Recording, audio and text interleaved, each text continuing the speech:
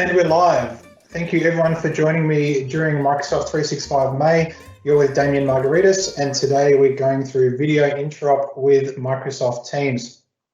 We do have questions open for this live event. Please feel free to post questions into the question area. I will make some stops during the presentation and also at the end to answer any questions or queries you might have. I have lost my voice ever so slightly this week, so I do apologise. I'll do my best to get through all of the content. So first up, just a traditional owners shout out. So welcome to our speakers and participants from around the world. We acknowledge the traditional custodians of the land of which the online conference is hosted and the traditional custodians of the land where Australian-based speakers and participants are located. We'd also like to pay respects to elders past, present and future. Just a quick one on code of conduct. So we're all friends here. Let's be constructive, respectful and help to be kind. We do have that up on the website as well if you want to read through our code of conduct. Also, a shout out to our sponsors. This event would not happen if we did not have the support from the sponsors. So please spend some time checking out what these different partners offer in the Microsoft 365 space. So for those who don't know me, my name is Damien Margaritis. I'm based in Melbourne. I'm a modern workplace specialist or consultant. I work for Insync Technology and am a Microsoft Certified Master. I have a blog at dmunified.com. You can also find me at the usual places, LinkedIn, Twitter, and I also do look after the Melbourne user group for Skype and Teams, and do also help out with the Brisbane user group for Teams and Skype as well. So first up, as I like to do, is I like to talk a little bit about the journey and how we got here. So showing kind of, well, actually not my age, I only started doing this in around 2008 was when my IT career started. But back then, my first role in IT was to deploy these types of systems. So it was pretty common to deploy a VoIP type systems. This was actually a 3Com phone system that was eventually brought by HP and disappeared off the face of the earth. And of course we had Tandberg as well, which was purchased by Cisco, which is when Cisco got into the game of conferencing. This was a pretty common scenario where we would deploy a VoIP phone system based on SIP, and we would have a H323 based system that we would use for video conferencing. I'll talk a little bit later about what is H323, just to touch on that, because I think it's important when we're talking about interop. But basically this was a pretty common scenario that we would see. So any of these types of endpoints that we deployed, so whether it be a Cisco endpoint or a Polycom endpoint or a life-size endpoint, a Cisco telepresence space or anything like that, these are all what we refer to as kind of standards-based SIP/H323 units. So they adhere to a standard, and more often than not in the meeting rooms, they were H323 endpoints. Yes, it is possible to have use SIP for video conferencing as well, as we know if we're using Skype for Business-based solutions. But predominantly, if we were deploying room-based solutions, they were H323 systems. So just an aside on standards-based. So we throw that term around a bit. Basically, it refers to any video conferencing endpoint that uses either SIP or H323 to communicate with each other, and they don't necessarily have to be from the same manufacturer. So the fact that they are standards-based means that a Poly endpoint should be able to talk to a Cisco endpoint. Yes, it's usually a little bit more complicated than that. We have gateways and perimeter devices and MCUs and whatever else in the mix, but essentially they should be able to talk to each other. In reality, of course, a lot of organizations have their own IP. They develop proprietary capabilities on top of this. So this is when we have to start to think about things like interop.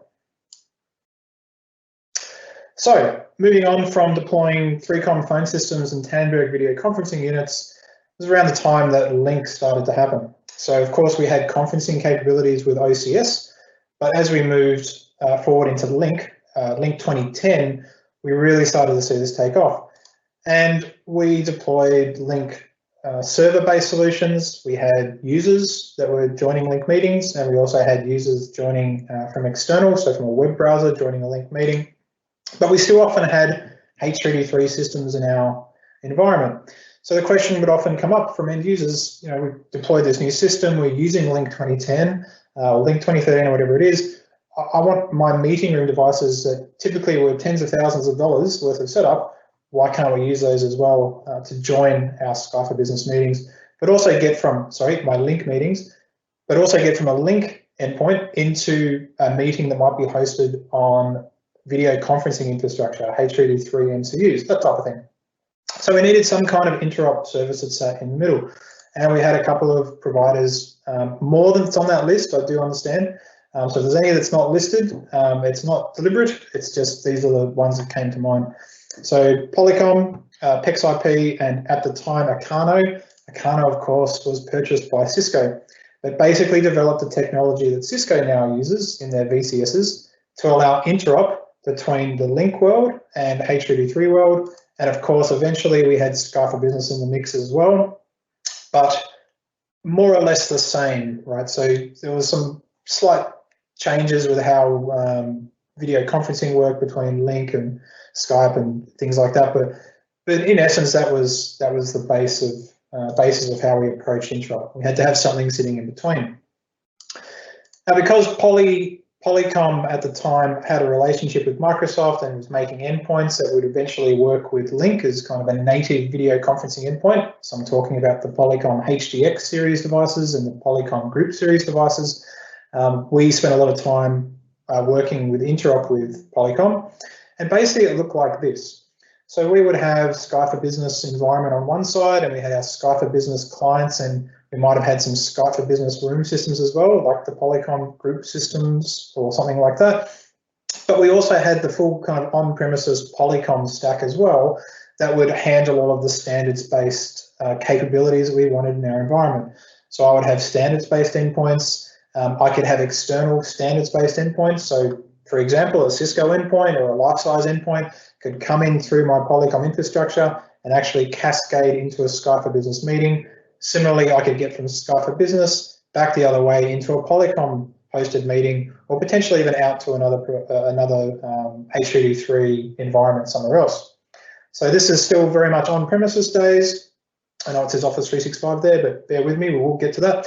But this is pretty common. We had two worlds. We had a Microsoft SIP world, and I say Microsoft SIP, not standards-based SIP, because Link and Skype for Business were a proprietary version of SIP. I couldn't just use any kind of SIP endpoint and register it to Skype for Business. It had to be a Skype for Business certified endpoint. And then I had my standards-based environment on the other side. But basically, it was a one-to-one kind of world where we had SIP on one side and H323 on the other, and I placed a box in between and got some kind of interop. So how this actually looked to end users was they would have some additional text in their Skype for Business meeting invite that we could push out. It basically gave them a little bit of extra information that they could use to join my Skype for Business meeting from a standards-based endpoint. And this worked pretty well. This allowed external H323 meeting participants to dial that string there and get into the meeting. But my internal H323 endpoints could also join my Link or Skype for Business meetings using the same method. So it provided two kind of bits of value add to improve or increase the value I got from my combined environment. Fast forward to 2017, and we see a cloud version of this come from Polycom at the time. So this was Real Connect for Office 365, and of course Teams didn't exist yet. So Real Connect for Office 365 wasn't too confusing. I've just put Skype for Business after the end of it there, but basically what Poly did was they built a service, they put it into Azure, and then we could get a non-native, so not a Skype for Business endpoint, to join my Skype for Business online meetings. So this gave people a migration path. They could move to Skype for Business Online and still get, once they had the license applied to the user, a bit of text to appear in their meeting invite, very similar to that kind of on-premises experience that I talked through a little bit earlier, but would allow a standards-based endpoint into a Skype for Business online meeting. Fantastic. So what did this solve? It solved for two key scenarios for users or for organizations. So I might have had existing investment in H323 infrastructure, and I'm moving to Skype Business Online, but I still have this investment down here. So I want that cloud-based service that allows people to come into the enter my Skype Business Online meetings. Or I might not have any of that on-prem, and I only have internal Skype Business clients, and I should have had here as well, internal Skype for Business native meeting room devices. But I still wanted that service in the cloud so that anyone coming in from the outside world on H323 or standards-based SIP could come into my Skype Business Online meetings. So it still provided some value regardless of whether I was using it for my internal endpoints or not, okay? And then, of course, later on in 2017, Teams is released. And Teams is brand new architecture, not based on SIP or H323 at all. So how do we handle interop in the Teams world? So just to reiterate that, so if you think about what I've stepped through so far, we had a world where we had a SIP environment. So in the Microsoft world, that was Microsoft SIP with Lync and Skype for Business, basically. And then we had H323 on the other side, and we could do interop between the two. Well, Teams, of course, isn't SIP and isn't H323, which is the same with a platform like Zoom or Webex or any of these other kind of web-based platforms, BlueJeans, whatever. They have kind of interop capabilities, and endpoints can join through gateway services they provide. But now we're in this world where we no longer just have these two protocols. We also have, X number of cloud-based services that will potentially use proprietary-based methods of communication from a protocol perspective that aren't based on SIP or H323. So it's a little bit more complicated today, I would argue, than it ever really has been before, right? So it's pretty common to have scenarios where I might be using Teams for my meetings, but I have pockets of Zoom, pockets of Webex, or I want to join those two platforms, or BlueJeans, or GoToMeeting. There's quite a few out there. So how do we actually handle interop? So before I actually go through that, the first question you need to ask yourself as an organization is, do I even need interop? So what can I do out of the box with Teams without having to kind of add anything onto it? So the kind of questions that you might ask yourself to come to that, to find out one way or another, are meetings scheduled for internal staff only? Right? If you don't have any meetings with people outside your organization, then you've got control of the platform that you use, and you can leverage Microsoft Teams pretty easily. The second scenario might be that your organization controls the scheduling of meetings and external participants join via a web browser in their own Teams client or via dial-in conferencing PSTN number, assuming that you've got the audio conferencing license in Office 365. So if we look at the kind of out-of-the-box meeting invite, I have a join link. I always have that, a hyperlink that someone can click and join my meeting. The phone number, optional component, but I still consider it the lowest common denominator. I expect people would know how to join my meeting by dialing a phone number and entering a conference ID, or they could click this find local number and get a list of about 90 countries, locations from around the world to join the meeting. But if I send this out, I can do those kind of two main scenarios without any kind of interop, right? I don't need anything else for people to join my meetings. Following on from that, if I have native Microsoft Teams room systems available within my organization, then again, do I need interop because I'm basically native Teams across the board? And the kind of endpoints that fit into that category, so of course we have Surface Hub that we use in our collaboration type spaces and perhaps some smaller meeting rooms. And then of course we have a range of Microsoft Teams room systems that are quite modular, so we can have them in the smallest room through to the largest, multi-purpose space with ceiling, mics, speakers, different camera systems, all that kind of stuff. But if I've got all of that, then I don't need to interrupt my own internal endpoints. In practice, we see that there's a lot of organisations where that's not the case. Great example, we deal with some universities, right? They use Microsoft Teams extensively in the administrative side of the university's business, but they also have 200 lecture theatres that have been set up with standards-based endpoints. So they have to be treated differently and they have to be taken into account. They might not be ready yet to turn all of those larger spaces into native Microsoft Teams room systems. So that's the kind of questions you might ask around, do I even need interop before proceeding any further? One other scenario that's worth calling out is native Teams meeting joined between organisations. So for example, we deal with some government organisations where, say at the state government level, there might be 5 different agencies and they all have different tenants, but they're all using Microsoft Teams. So in that scenario, I don't actually need any interop if I want to have meetings with people in that organisation. So of course, someone sends me a meeting invite from another organisation and I open it in my Teams client from my invite, that's going to work. However, for meeting rooms, what I want to point out here is that I can actually send a meeting invite from another tenant directly to a Microsoft Teams room, which is what this invite here shows. In this invite, Adele from another company has sent me a meeting or directly to the panel. And this one below was actually sent to me, and then I forwarded it to the Microsoft Teams room system solution. In both cases, you'll notice there's a join button. I can click the join button and join the Teams meeting. And I've done that with no interop. So I can join another organization's Teams meetings from my own native Teams devices and vice versa. However, there is some minor configuration required. For the more technical, there's a couple of settings there that we have to have on a resource mailbox for that to work. For the less technical, if you want this configuration, this goes to your Exchange admins and they can configure this for you. So basically we allow processing of external meeting messages, and then we can actually join those meetings from the Microsoft Teams room panel. So if you're with me this far, chances are you probably do need some kind of interop capability, or that's why you're here in the first place. So the first thing we're going to talk about is Cloud Video Interop for Microsoft Teams. So first up, what is this? So it's a cloud-based Microsoft qualified solution that enables standards-based meeting room devices to join Microsoft Teams meetings.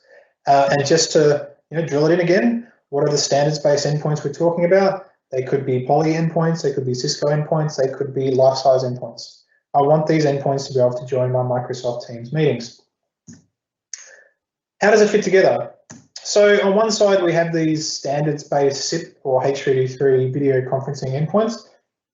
And on the other side, we have Microsoft Teams with my Microsoft Teams users and my Microsoft Teams native meeting room devices. What Microsoft did is they actually built a bot. So earlier on, I talked about Poly's Real Connect for Office 365 service that they built. That was actually a Polycom developed service that they put in Azure, and they basically looked after it and worked with Microsoft to do the licensing component and whatnot. But the approach for Teams is a little bit different. So Microsoft created a Teams interop bot that must live in Azure.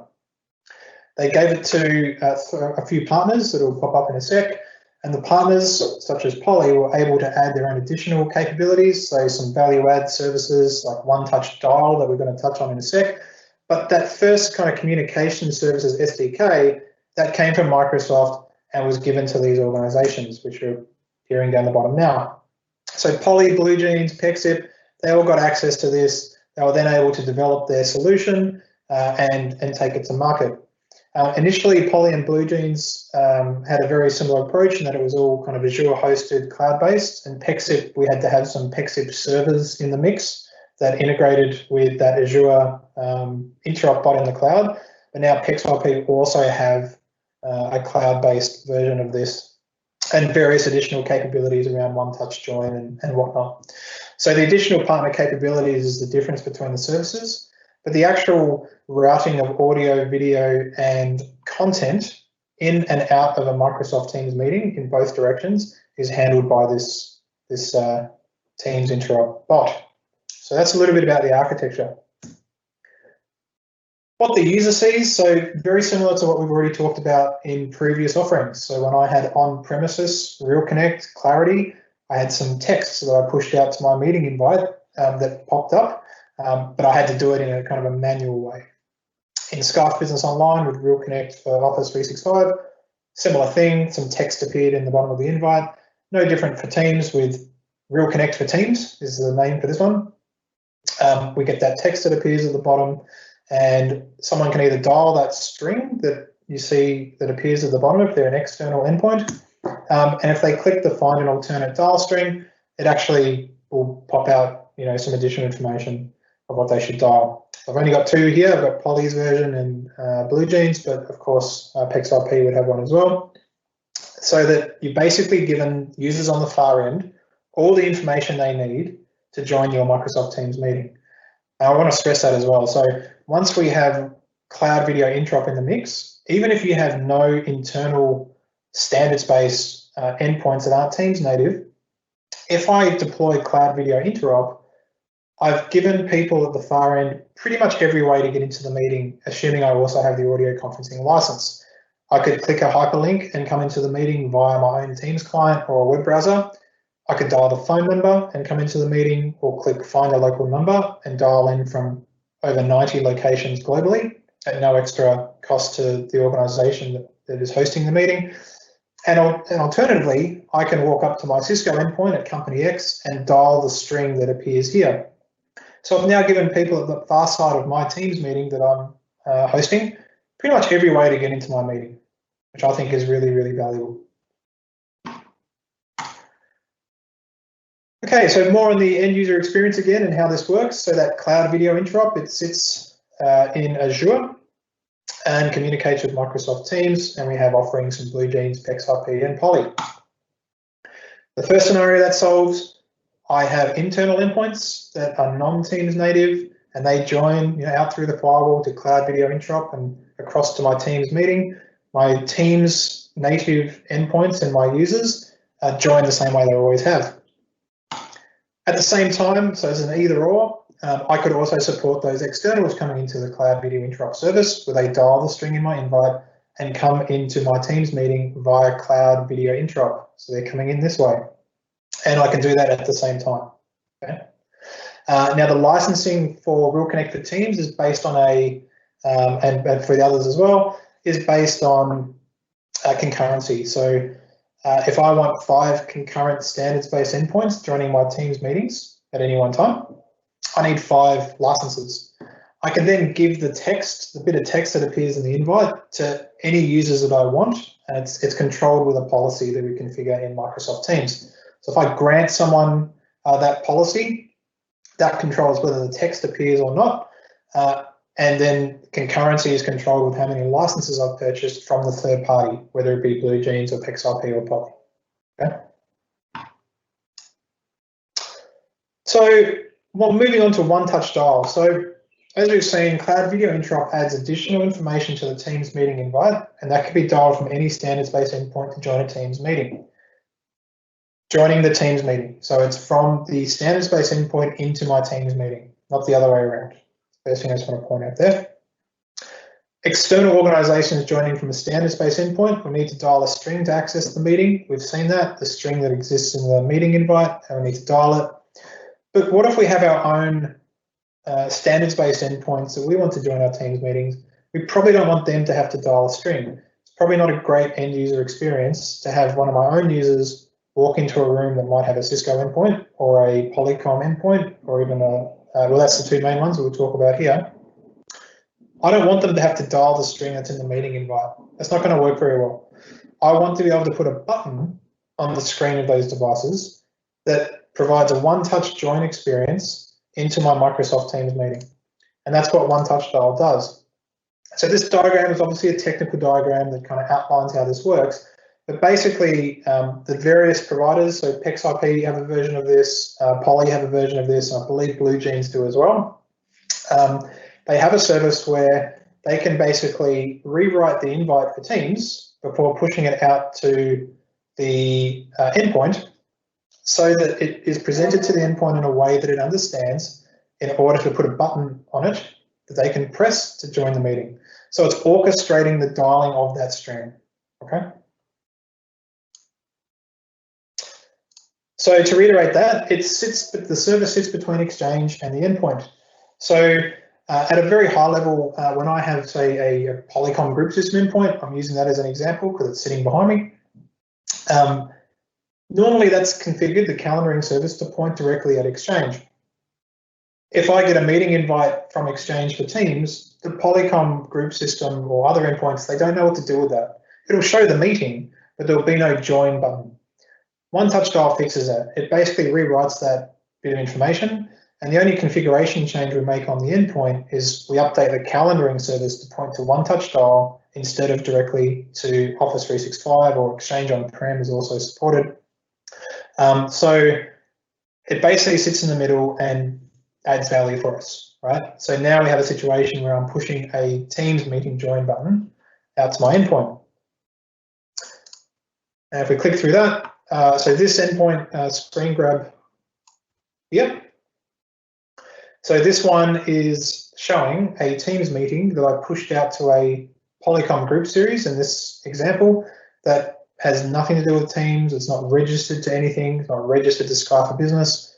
I can now walk up to this device, press join, and it will dial that string that was in the meeting invite to join the meeting. Okay. So a couple of situations where I might actually use Cloud Video Interop for Teams. Existing investments in standards-based endpoints. That's a given. We have one customer that has over $1 million in room systems that are non-native, and we don't want that to be a blocker for people moving to Microsoft Teams meetings. We want to make sure they can join Teams meetings from those devices. If an organization wants to deploy Teams as the meetings platform, but they're not ready yet to swap out their meeting room devices. So whether it's budgetary, whether it's time constraints, an organization may eventually want to swap out their meeting rooms to be native Microsoft Teams rooms, but they're not there yet, and they want to make sure that in the short to medium term that people can send Teams meetings to those rooms and they can join the meeting. I might be using Teams as a meeting platform, but for outbound dialing into a standards-based SIP or HTTP3 conference is still a valid use case for my organization. So one thing I can't do from say a Surface Hub or a Microsoft Teams room system device is I can't dial out to a HTTP3 endpoint or bridge. So if someone sends me, dial into the HTTP3 call here, or they send me, an old-fashioned IP address to access a meeting, I don't have the ability to do that from a Microsoft Teams room system. So we've had some organizations that have, had a requirement for that. And I should add that often the scenario is, we look at the stats, 3% of meetings actually require outbound HTTP3 calling, right? The rest of the meetings are internal, or they're Teams meetings, or they control the meeting invite. So they can send out the Teams meeting invite, and external HTTP3 endpoints can join their meeting. So that's fine. But what we found is that more often than not, the 3% of meetings that are HTTP3 calls happen to be really important meetings. They might be board meetings. There might be calls out to other organizations for quarterly catch-ups or whatever it happens to be. So in organizations where they've needed to account for that, we have some that have kept a number of HTTP3 endpoints and kind of articulated that to the business in the right way. It says if you're doing outbound calls on HTTP3, we have these suites or a room in each physical location, depending on the size of the organization, that you can use to do that. And because we've got Cloud Video Interop, those rooms can still join Teams meetings. Okay, so it's not an all or nothing type thing. So you could have 95% of your rooms are Microsoft Teams native rooms with Surface Hub in the mix as well, and 5% you keep as a standards-based endpoint that is able to join a Teams meeting, scheduled Teams meeting, and also dial out to those HTTP3 SIP type scenarios. My scenario might be that I'm migrating from Skype for Business to Teams within my organization. In the past, I've utilized Polygon's or Poly's group or trio series endpoints for Skype for Business meetings, right? Pretty common scenario. If you were using Skype for Business and you had meeting room devices, chances are you're using Polycom Group and or Polycom Trio, right? Because that's the two devices that worked with Skype for Business, including Skype for Business Online. Those devices had the ability to register natively against Skype for Business. Because those devices are what we call dual stacks, they have a SIP in them and they have a HTTP3, we can then add Cloud Video Interop to the environment and actually allow those endpoints to continue to join the Skype for Business meetings, but also join Microsoft Teams scheduled meetings as well. So one of the first steps we do when we're moving somebody from Skype for Business to Teams is we'll deploy Cloud Video Interop and One Touch Dial. So we remove that blocker. We can move to Teams meetings from our end users, and we don't have to worry about whether the meeting room technology needs to be swapped out or not. and that endpoint can still join Sky for Business meetings, right? Because it's registered to Sky for Business already. We don't touch any of that. I've seen a couple of questions pop up. I will get to them, I promise. So a couple of limitations for Cloud Video Interop. So Cloud Video Interop does not support ad hoc dialing from a standards-based endpoint to a Teams endpoint, scheduled meetings only.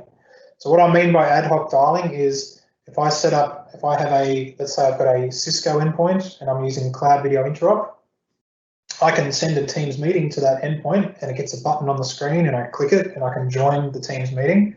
But that endpoint isn't actually aware of the Teams environment. It's just joining via a H323 standards-based bridge, right, in the cloud. So it doesn't actually know about Teams. So I can't walk up to the device and dial someone's name and hit call.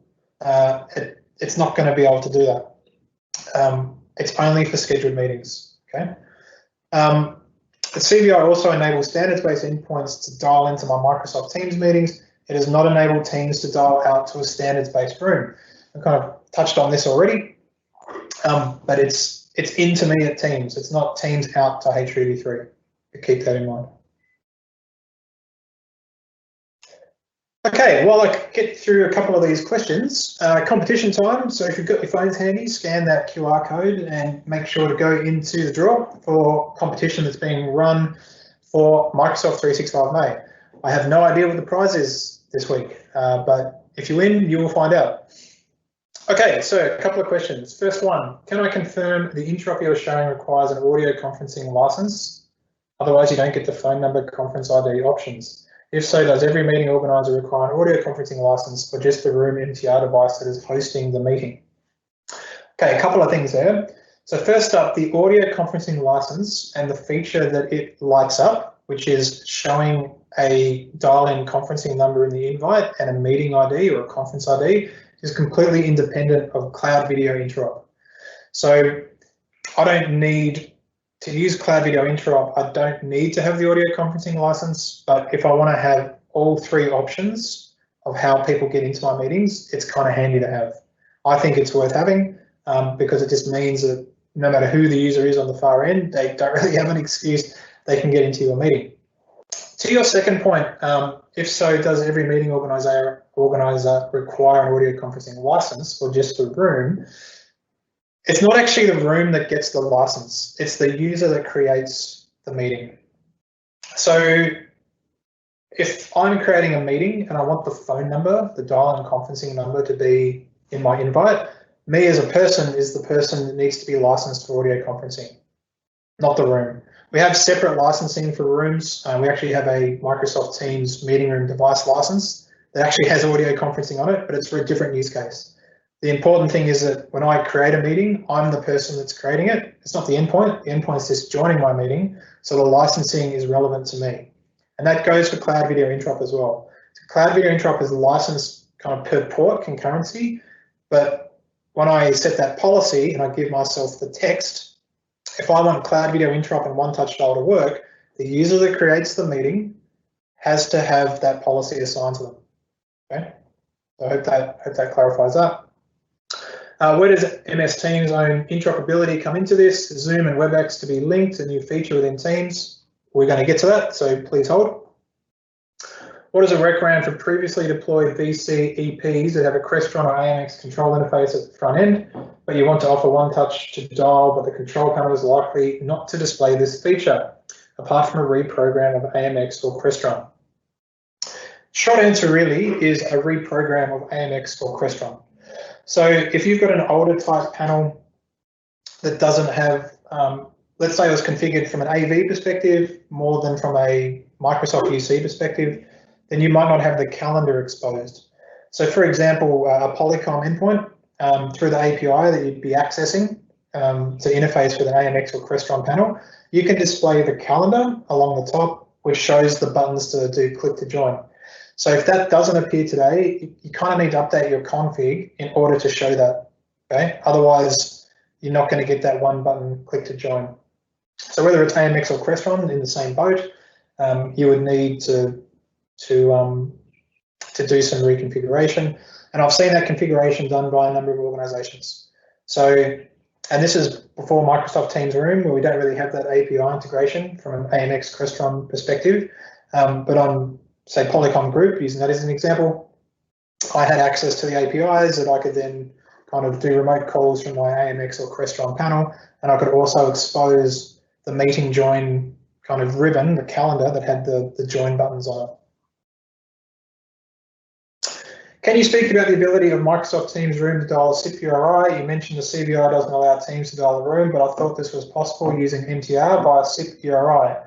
Yes, you are correct, and I do cover that in a sec. So CBI doesn't allow kind of H323 dial out, but we've got a kind of legacy way that we're able to dial out to SIP URIs from a Microsoft Teams Room panel, and I'm going to show you that in a couple of slides. So that's all the questions at the moment. If anyone has any more, please post further questions and I can get to them at the end. So the capability that last question was referring to, or one of the questions was referring to, was to do with what we call direct guest join. And what is this? So direct guest join is the ability to join a Webex or a Zoom meeting from Microsoft Teams Room system. It will also be the ability to join a Microsoft Teams meeting from a Webex or Zoom room system. So not just in one direction. The partners are all working together to come up with a solution so that regardless of what platform or device a person has decided to deploy in their meeting room environments, they have the ability to join another platform. And of course, we have this request all the time. Education is a good example again. Universities tend to have, they might have a relationship with Zoom. They might be using Teams internally, and we need to make sure that we've got solutions to join from the same panel. We have some other solutions as well, like we have BYOD type devices like Crestron's new Mercury, where it's a Teams room system until I plug my laptop in, and then I kind of take over the room and I can run the meeting, whatever meeting I want from my laptop. But if we want to do it from the Microsoft Teams Room panel, we needed these organizations to play together. This capability was announced at Microsoft's Ignite conference late last year in 2019 and was touted to be available early 2020. Haven't seen it yet, but this is what it's going to look like-ish, right? So not much change to the panel. What you will see is that you'll have some additional buttons. So if it's a Zoom meeting, it looks Zoomish. If it's Webex, it looks Webex-ish. I can click that, and then what actually, from what I understand, what will happen and what I've learned about this so far, it's not going to use the Teams room system and join using like a SIP URI or through a cloud video interop or something like that. When I hit the join button for a Webex button, it'll actually pop out a Webex kind of a web console type thing, and I'm actually participating in the meeting with a different look and feel than if I was in a Microsoft Teams meeting. Similarly for Zoom, okay? Working together on this, we hope to have more news on this sooner rather than later. Particularly, I'd like to see this ready for when people start going back into the office. Of course, with COVID-19, a lot of people are working from home, they're working from their PCs, they're probably joining a myriad of different meeting providers. It'd be nice to take that experience back into the meeting room once people are going back into offices. And here's a little example. So I go in, I press a button, connecting, and now I'm having a Webex experience on a Microsoft Teams room panel, right? So you'll notice that when it went into that, it kind of flicked to a different interface altogether. So that's what we're expecting to see, and hopefully we see it soon. So one of the other questions that I had, can I join a Zoom or Webex meeting from Teams today? And the answer is yes, but it's not the greatest end user experience, and there are prerequisites. So configuration required far end. So if I want to be able to join a Zoom meeting from a Microsoft Teams room system panel today, I need to make sure that the far end has this enabled, which is license dependent, and they've actually got it configured, okay? Webex has some dial-in strings that are standard kind of SIP URI that you can dial, and you may have done that in the past from, say, your Skype for Business endpoint, where I dial a string to get into a Zoom meeting, or I dial from a Microsoft Skype room system or something like that to get into the meeting. For this to work from the client, so let's just talk about the Teams client, not the Teams room system for a sec. If I'm in Teams only mode, I can actually dial that kind of link.zoom.us string from my Microsoft Teams client, but I do have to be in Teams only mode. Now, this information comes from a great resource in the area, Tom from Tom Talks, so where he's actually documented this. So shout out to Tom. I've got a link there to his blog where he talks about this in a little bit more detail, but basically you have to be in Teams only mode, and the person that created the Zoom meeting has to actually enable kind of Skype link federation, and I can actually just dial that string and go into the meeting. But what about from the meeting room device? So on a Microsoft Teams room system panel, if I click the kind of new meeting button on the panel, if it's in Teams mode, you'll notice that it has this enter a URL button in the bottom of the screen. And the other thing to notice is that the color scheme of this window, it's that Teams blurple kind of purple color. If I click that enter a URL button, what you'll notice is that the color changed. So we've actually flicked the panel back to Skype for Business mode. And when I'm in Skype for Business mode, I can also dial that string, okay? And I can get into the meeting using a SIP URI. Now this is showing an example for Zoom, but of course, if it was any valid kind of link/Skype Federation SIP URI, I could dial that here, hit invite, and I would join that meeting, okay? But of course, what Microsoft's working on is making this a bit more of a first-class experience by having the buttons on the panel and not having to kind of flick back between modes and all that. But you can do that today on panels. If your Microsoft Teams room system device is still in Skype for Business default mode, as we call it, I would just go and enter it in. If it's in Teams mode, then I have that extra button press here to switch it into Skype for Business mode, where I can then dial the string. So of course, Skype Business with a SIP system, so it understands a SIP URI that I want to dial, but Teams isn't a SIP system. So I dial the SIP URI and it doesn't work, except when I'm in Teams only mode and I've got some improvements to Federation and it kind of knows what to do now, right? Because I've got Teams to Skype for Business Federation. So using that same mechanism, I've got Teams to Skype Business Interop component of Zoom, right? It doesn't know the difference. Okay. So in summary, so Teams native VC endpoints will give you the best experience in Microsoft Teams meetings, first and foremost.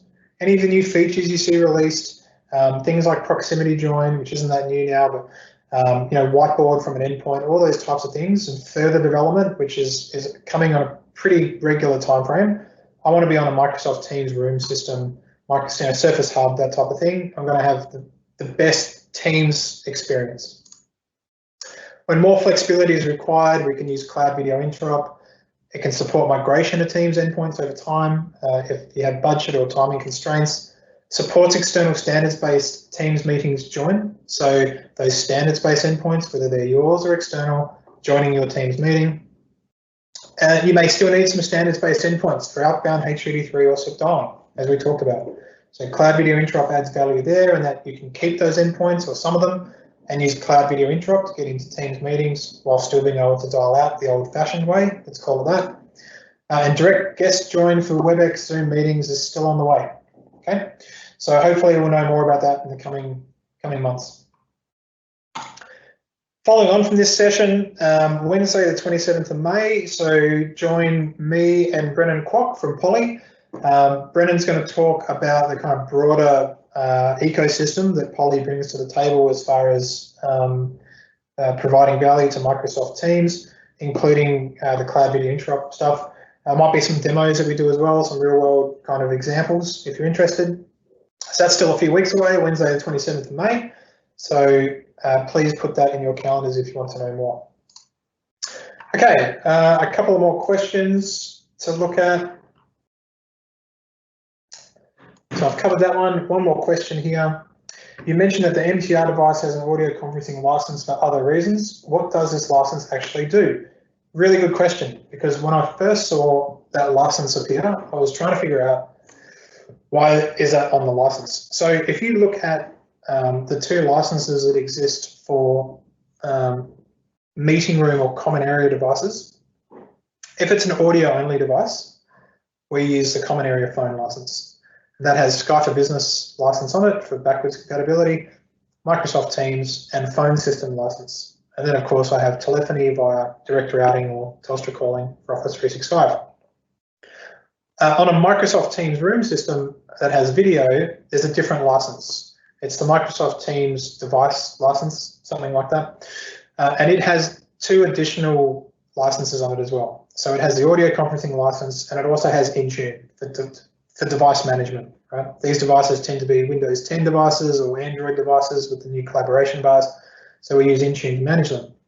The audio conference license exists for one very specific use case, and that is I walk into a Microsoft Teams room or a Surface Hub room, and I create an ad hoc conference. I then look on the panel and I look at the information, and it will tell me, it'll give me a dial-in conference number that I might then communicate to somebody via some other medium. So for example, I might be sitting in a meeting room, I've done an ad hoc meeting, so I didn't send a meeting invite out to anybody. I've just created the meeting, and then someone's, called me into my mobile and they're like, look, I want to be part of that meeting. I can click the information on the panel and say, yep, the phone number is X and the conference ID is Y, right?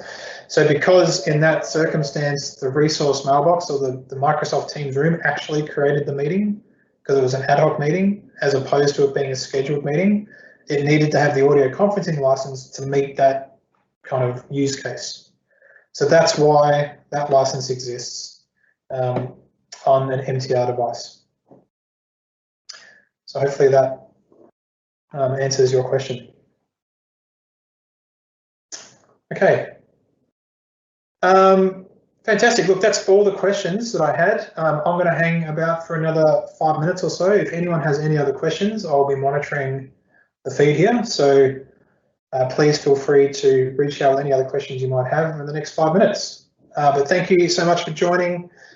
Slide deck will be made available after this session at some point, and the video recording will be up from, I'd say, from tomorrow. And that's on YouTube. Anyone can get access to that. So again, thanks for joining me, and I'll keep an eye out for any other questions.